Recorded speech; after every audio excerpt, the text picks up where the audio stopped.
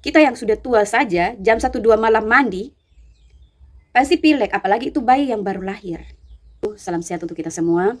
Dalam kesempatan ini saya ingin memberikan sedikit edukasi tentang Vernix caseosa, di mana ada seperti lemak atau lapisan putih yang biasanya ada pada kulit tubuh bayi yang baru lahir. Ada yang bayi baru lahir itu agak bersih, tapi ada yang sangat banyak sekali. Dan menurut ibu-ibu atau keluarga yang belum paham, mereka mengatakan bahwa itu adalah kotoran pada saat hamil suami istri melakukan hubungan suami istri, sehingga bayinya kotor. Ada juga yang mengatakan bahwa selama hamil ibunya kurang bersih sehingga bayinya menjadi kotor. Sehingga pada saat bayi lahir harus segera dibersihkan. Ada sebuah kasus di mana pada saat kami menjemput pasien. Nah, rencana pasien ini ingin melahirkan di rumah.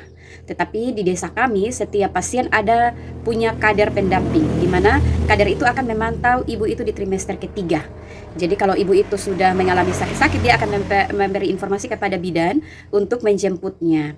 Kader tersebut memberikan informasi kepada keluarga untuk memberitahu bidan, ataupun kalau misalnya keluarganya tidak mau, berarti kader tersebut akan memberikan informasi tanpa sepengetahuan keluarga kepada kami. Nah, tibalah kami di desa jam 1 malam. Desanya sangat jauh dari puskesmas.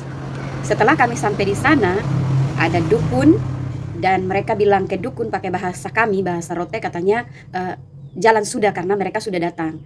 Tetapi mereka tidak tahu kalau saya ini adalah orang Rote yang mengerti bahasa Rote dan tahu berbicara bahasa Rote. Nah, setelah itu kami lihat ibunya sudah lemas, bayinya sudah keluar.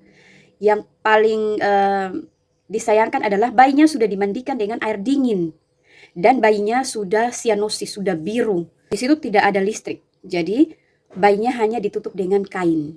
Bayinya sudah biru, bayinya tidak bergerak. Kenapa saya tahu bahwa bayi itu sudah dimandikan? Karena di bawah tempat tidur itu ada ember bayi yang berisi air, dan saya coba celupkan tangan, ternyata airnya sangat dingin. Dan di situ tempat yang dingin. Akhirnya saya bedong bayinya, terus saya minta bapaknya untuk menggendong bayinya. Teman bidan yang lainnya membersihkan ibunya, terus kami membawa mereka ke puskesmas karena bayinya juga keadaannya sudah semakin memburuk. Itu adalah kasus yang pernah terjadi, tetapi tidak menutup kemungkinan bahwa hal ini belum terlalu dimengerti oleh masyarakat umum. Bahkan sampai sekarang, bayi mau lahir jam berapa saja, kalau di rumah mereka akan mempraktekkan.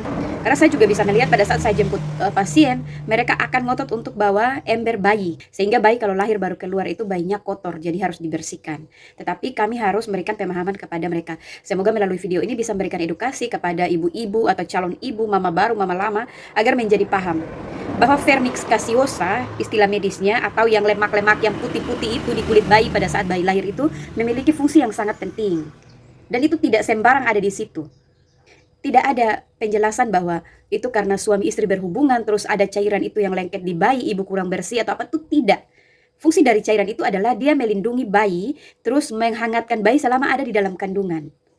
Vernix caseosa itu dia juga menjaga kelembaban kulit bayi, melindungi dari infeksi, dan juga mengatur suhu tubuh bayi. Vernix itu juga dia melindungi kulit bayi selama di dalam kandungan dari paparan air ketuban, sehingga tidak lecet kulitnya juga pada saat dia dalam kandungan. Vernix caseosa itu dia mengandung antimikroba yang membantu melindungi kulit bayi dari infeksi jamur dan juga bakteri. Dan Vernix caseosa ini juga membantu memperlancar persalinan, karena kulit bayi menjadi licin dan lembut sehingga mudah untuk bayi keluar pada saat proses persalinan. Jadi itu bukan sesuatu aib atau sesuatu kotoran yang harus dibersihkan segera setelah bayi lahir. Cukup kalau misalnya bayi baru lahir, dia mau IMD, inisiasi menyusu dini, yang bayi mau ditaruh di dada ibu itu, cukup bersihkan area tangannya saja. Karena bayi baru lahir, dia harus menyesuaikan dengan udara di luar. Sehingga Vernix caseosa itu tidak perlu dulu dilap, tidak jadi masalah. Itu bukan sesuatu yang urgent, yang harus dilap, harus dibersihkan, harus dimandikan dengan bayi yang baru lahir, apalagi BBLR, berat badan bayi lahir rendah, terus langsung dicelup di air dingin. Apa jadinya bayi itu?